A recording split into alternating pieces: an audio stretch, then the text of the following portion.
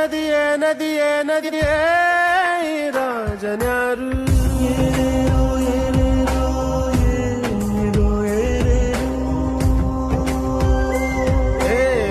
ವಿಧಿಯೇ ವಿಧಿಯೇ ವಿಧಿಯೇ ವಿಧಿಯೇ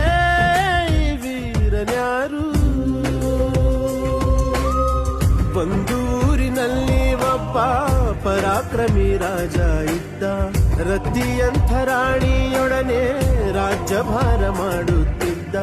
ತಾನು ತನ್ನ ಪ್ರಾಣನೇ ಪಣವಾಗಿರಿಸಿ ಕಾಪಾಡೋ ಶಾಂತಿ